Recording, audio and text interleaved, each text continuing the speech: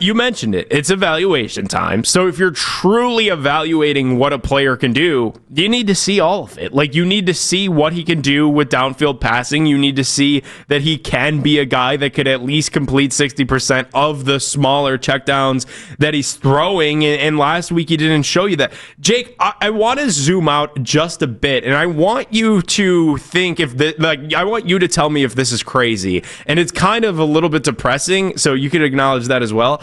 I'm kind of viewing this Brown season, since Barry's trading players and since we are in this evaluation mode, I think over the next 12 games, my North Star for like measuring success for the Cleveland Browns, can you fix this passing game? Can you become a competent, watchable, offensive passing game? If the answer to that is yes, I see a path to move forward. Whether it's with Dillon Gabriel, whether it's with Shedeur, I see a path to move forward together with Kevin Stefanski and Andrew Berry and whatever their plan may be. Over the next 12 games, however, if we cannot get towards that North Star, over the next 12 games, if we're still unable to have 200 passing yards, if we're still unable to score 20 points on a consistent basis, then I'm not sure about the bones of this operation. Like, I'm not sure about the leadership of the direction that this thing is going, because if we are truly in evaluation mode, then right now I'm evaluating everybody. And to me, that means, okay, we're evaluating everybody because next year we're going to kind of gear up and load up and kind of be a team that's looking to be on the rise. This doesn't have to be 1-31 again. This doesn't have to be a 2-year, 3-year, 4-year rebuild. Like, let's, you see the talent with this rookie class. Let's try to do this thing quickly. Over the next 12 games, I need to see some sort of life offensively that I've yet to see this season. You see, I think there's something there where, like, you acknowledge the fact that it's a little depressing, but if you really take the zoom out, it's not depressing. Like, because if you start putting 20 points on the board, if the offense starts to have a passing game built into it, you're going to win football games. Right. There's going to be a team on the field this year, even if it's not a team that makes the playoffs. You're going to be watching a competitive football team week in and week out. You're going to be watching a team that every single week throughout this season, except, and like, maybe you take out the Bills game, because Josh Allen and the Bills are probably too good. Like, you're most likely going to lose that game near the end of the year. But most of the games that are left on the schedule, your defense is going to hold you in. If you can score 20 points, you're going to probably win. I'm not going to go out and say something crazy like a majority of those games, but you're going to have some wins on the board. You're going to feel like, oh no, this team is building towards something, and there's actually something there. And again, whether that's with Shedeur, whether that's with Dillon Gabriel, or I'm looking and just going, you probably need to get a different quarterback. You need to get somebody more talented than either of those two guys, but it still looks the right way.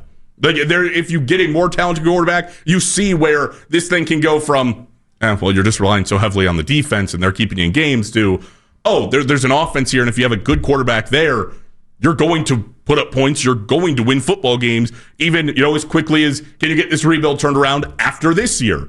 Which there's going to be a lot of moving parts, a lot of questions to answer, but the bones, the structure of it will be there. Like, yep, it's not a completely lost season. Like, again, I don't think that the Browns are going to be a playoff team this year, but guys, that's not any different way that I felt than week one. Correct. I didn't feel like they were a playoff team in week one. Correct. It's fine. This season is not for lost. Even if you're sort of in evaluation mode can come with wins. Like, Dillon Gabriel can win you football games if it's 20 points and the passing game looks better. And that's my new North Star, man. Like, that's what I'm going to measure success week in and week out for this team, because I know what this defense is. I know that this defense is really good. I would personally say Super Bowl caliber. If they had an offense that could hold up their end of the bargain, I really think the Browns defensively could be that good. And that's what gives me so much optimism about this entire operation as we move forward, because if you can just find any iota of an offensive passing game, you could be looking at a pretty good football team in short order. However, over the next 12 games, I need to start to see signs that you're inching towards that and you're not drifting further from that. Because if you start drifting further from that and you start to lose even more of an identity, and you don't even really have an identity offensively, that's when I start to get worried. That's when I wonder what's running through Jimmy Haslam's mind, as these losses are probably going to stack. So, like, my North Star moving forward, how I'm going to measure, like, this is a winning week for the Cleveland Browns and this is a losing week for the Cleveland Browns, Did the passing game take a step in the right direction? Were they able to get 200 plus passing yards? Were they able to get 20 points up on the board? And ultimately, are they able to find a couple of random wins on the schedule? Like, that's how I'm going to evaluate this season as we progress, because the actions of the team themselves are kind of telling me that they don't really care about the wins and losses the way that you, the fans, want them to.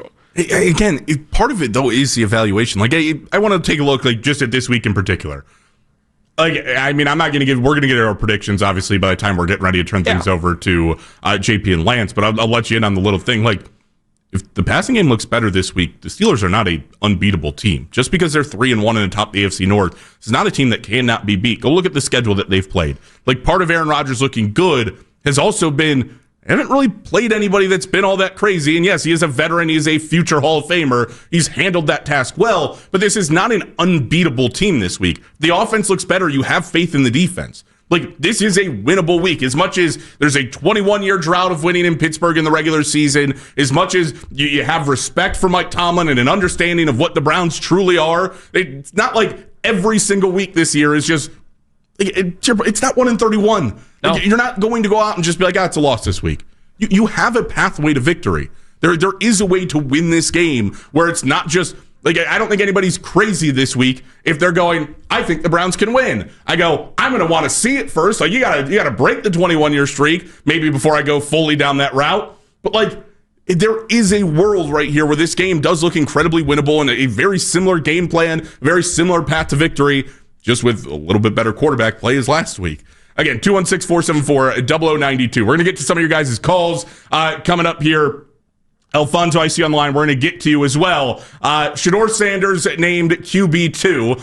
Listen, nobody is, there's people that want to see Shedeur. I'll tell you right now, for the health of the Cleveland Browns, I don't think I really want to see Shedeur this week, but there might be more pressure on Dillon Gabriel's shoulders moving forward in this season. Shedeur is one play away today.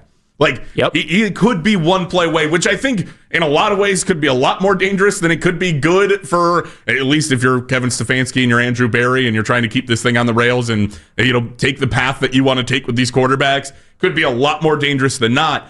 I also think when we look at Dillon, Shedeur being named QB2, trading away Joe Flacco is the thing that puts ultimate pressure on. And listen, Dillon's been in pressure situations his entire career, okay? He played at Oklahoma. He played at Oregon. He's no stranger to pressure situations, but you know that you're not that far away. Like, there's a leash. It's not like he feels like he's going to get benched this week, but Shedeur's not far away from breathing down your neck. Like, good play has to start, and it's not just going to be the fan base that's going to be on you. I'm imagining that front office, Jimmy Haslam, Andrew Berry, are also, if I'm not getting good quarterback play, I got another rookie at QB2 right now ready to go too. Yeah, that I want to take a look at if I'm Jimmy Haslam. And I told the entire world this preseason that the coaching staff knows how important it is to get a look at both of these kids. So there is a ton of pressure on Dillon Gabriel. I don't think there's any debating that. I do think that it's crazy that people online, and I get you can't take an entire sample size of people online and try to morph that into reality. I do think it's completely nuts, though, that people are kind of like rooting for Dillon Gabriel to go down today. I think that whole thing is a little bit wild. I get that there are people that want to see Shedeur. I want to see Shedeur. I'm one of them as well. I think there is a higher ceiling on Shedeur than what you're ever going to see with Dillon Gabriel. Guys, we've got 12 more of these things, though. And that's just until we hit the finish line. You're going to get to see Shedeur Sanders. That's what this week showed you as fans when they moved on from Flacco. You're going to get to see him at some point this year. Right now, it's going to be Dillon Gabriel. You got to hope that Dillon Gabriel makes the improvements. And if he doesn't, we know what this is. Like, especially when they come back. We mentioned the Miami game next week. And if things are looking bad in that first half and Dillon Gabriel's missing guys, 8 yards down the field away from him, the Shedeur Sanders chance will start in Huntington Bank Field. I've heard the chance for the backup many a time sitting in that stadium. I mean, listen, fan base is going to get loud over it. Yeah, guys, best case scenario for the Cleveland Browns. For the Cleveland Browns. I understand. We all want to see Shedeur. Best case scenario is we never see Shedeur this year for all the positive reasons. Like, that Dillon just takes off. You should be rooting, in one way as a Browns fan, to never see Shedeur Sanders because it means Dillon Gabriel went out there and impressed and did his job and looks like a franchise quarterback. It means he's Drew Brees. Yeah, exactly. Like, you found your guy. Like, that is the perfect scenario. I understand the love for Shedeur. I want to see Shedeur play because I'm like you, Nick. I believe there's a ceiling there, and I believe that ceiling's higher than Dillon Gabriel. You also need to see him in due time. Like, you need to see him because things are not working and because, well, Dillon's just not operating the offense well enough. And then it's okay, it's time to turn to Shedeur. But you have 12 weeks. You want to get an evaluation on both these guys. 10 games for Shedeur Sanders doesn't necessarily spell success. That could be a very ugly 10 games if it doesn't work out, and things could be way worse than they are right now with Dillon. Not to say that they are, but they certainly could be.